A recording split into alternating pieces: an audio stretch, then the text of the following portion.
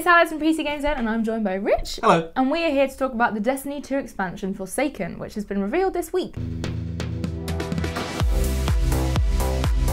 So you're going to tell us a bit about it, aren't you, Rich? Yes, I am. We saw the new game director, Steve Cotton, who it looks like he's taking charge of the Forsaken expansion.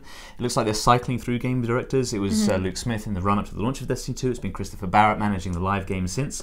A new guy taking charge of Forsaken, which is interesting to see. And the big news, lots is changing, lots is happening. We're getting a new story, obviously, which is set in the Reef. The Reef, of course, was devastated in the aftermath of the Taken King expansion from the original. It's where all the Awoken live. Awoken being one of the playable races. So we're going back to the Reef and seeing how we're investigating the unrest with Decade 6 that's been taken root there in recent events, and it's been catalyzed mainly by the breakout from the Prison of Elders, which is the where the Reef store all the big bad guys, mainly fallen enemies, because the Reef in the lore have a lot of conflict with the fallen. Anyway, they've escaped, and it's sort of like a lawlessness, a Wild West, a gritty kind of a feel. We see lots of footage of people walking around carrying guns and things, and the bad guys that you'll be hunting down through the main story are described as kind of like the anti-Magnificent Seven, a bunch of fallen barons who have broken out of the Prison of Elders and who all have their different abilities. So that's interesting, but on a more sort of systemic level, lots is being added to the game and being shaken up about how it plays. So weapon slots are being completely revised. There's a brand new raid, as you'd expect, and we've seen more of it than we're accustomed to seeing. There are new supers, there's a new bow, which is a bow and arrow, so a brand new weapon type there. And a brand new game mode called Gambit, which mixes PvP and PvE in interesting ways. It's pretty radical. Yeah. That sounds pretty cool. So what's the biggest news?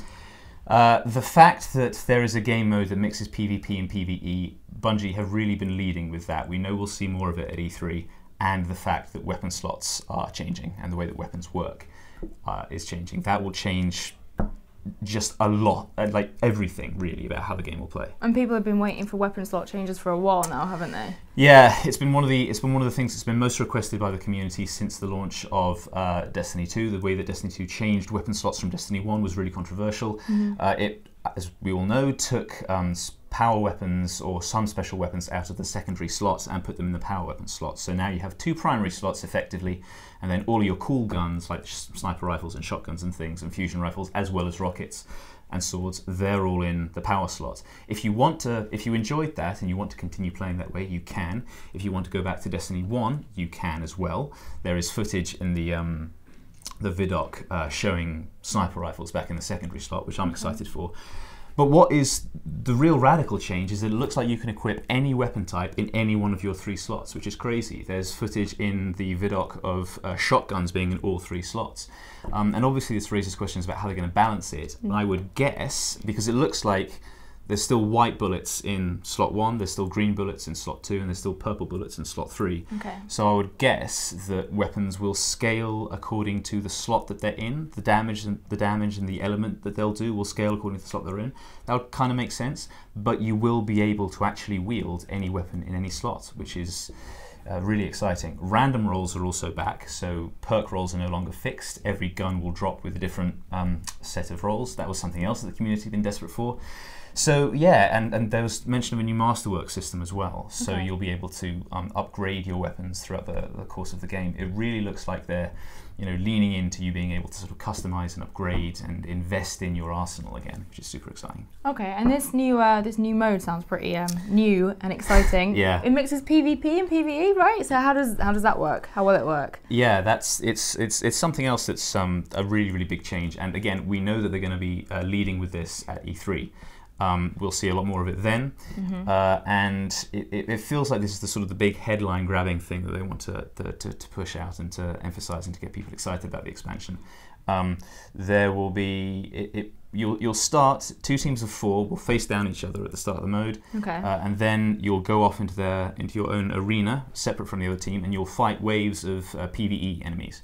And they will drop motes, which you can then pick up and put in a bank. Kind of like if you've seen old British game shows like the Crystal Maze or whatever. It's like grabbing tokens and putting them in the bank. When you fill the bank, you'll spawn a boss, and if you kill the boss first, then you win.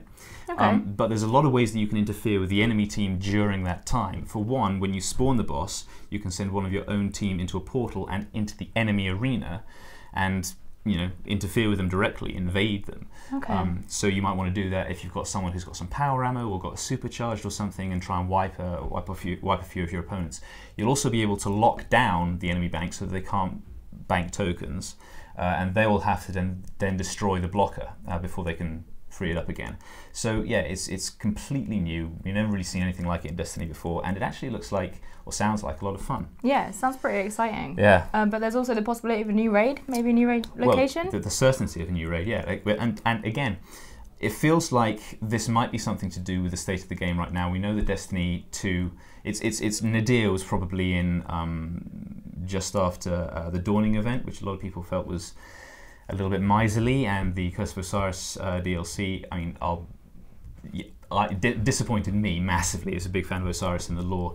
Anyway, it feels as though the Warmind DLC has maybe recovered a little bit of goodwill, but the fact that they're showing so much of the new raid, when traditionally Bungie never preview a raid or show so much of it until the actual expansion launches, because they want people to discover it for themselves as a surprise. It feels like maybe this is a concession to try and get people invested again. But they have shown it. It's called the Dreaming City. Okay. It looks really cool. It's the Awoken's homeworld, their actual capital, and it looks kind of like if Rivendell had been teleported into space. Okay. It's like an elven city with beautiful architecture on a bunch of asteroids, purple fog everywhere. Looks really cool. It also, according to a press release, it's the first location in Destiny that's designed specifically for endgame content, which sounds like it might be a little bit more than just the raid setting. Okay. It might be a social space or a patrol location where you can do a bunch of other stuff as well as walk into the raid. But raid design lead said that there will be more bosses in the Dreaming City than we've ever seen in a Destiny raid before. Okay. Again, that seems like a response to community feedback, because a lot of fans were annoyed at the Leviathan, the launch raid in Destiny 2, because it only had one boss, Callus, unless you count the dogs. And it was much more focused on sort of puzzles and mechanical execution, which I kind of enjoyed. I thought it was a nice change of pace, but they're definitely going in a different direction with the Dreaming City. And we even hear it'll be different week on week, and that players themselves will actually be able to change it. So the first Dreaming City that you go into in week 1 won't be the same as it is in week 3, and that's also really exciting. That is very exciting. So what are your thoughts? Do you think this will save Destiny 2? Rich certainly hopes it will. Well, I think if this doesn't, nothing will, basically. Right. It seems sort of Taken King scale in terms of its the impact it's aiming to have on the game, the things it's going to change at a systemic level. The new supers look really cool. Each class gets a new one, so there's not a new class, but each class gets a new super. Like I think it's the Sunbreaker that gets an actual fiery hammer, and there's the Gunslinger that gets fiery knives. So yeah, lots is changing, and if this isn't enough to satisfy the community, especially when Bungie have been so targeted in responding to community feedback with all the changes that they're making, then the game really is dead. The Taken King, as we know, pulled off a big revitalization of the original, and there's every chance that this could do that, but also it does feel a little bit like the community is that much more toxic now, that much more fed up, and there's that much more competition coming up. Anthem and The Division 2 are coming soon. Fortnite has had a massive impact on all the games around it, all the live games around it. So yeah, things are definitely tougher for Destiny 2 this time around. We'll see. Yeah, so let us know in the comments below if you think this will save Destiny 2 and if you'll be picking it up and getting involved with it. Make sure you like and subscribe to PCGamesN for more content like this, and we will see you soon. Take care.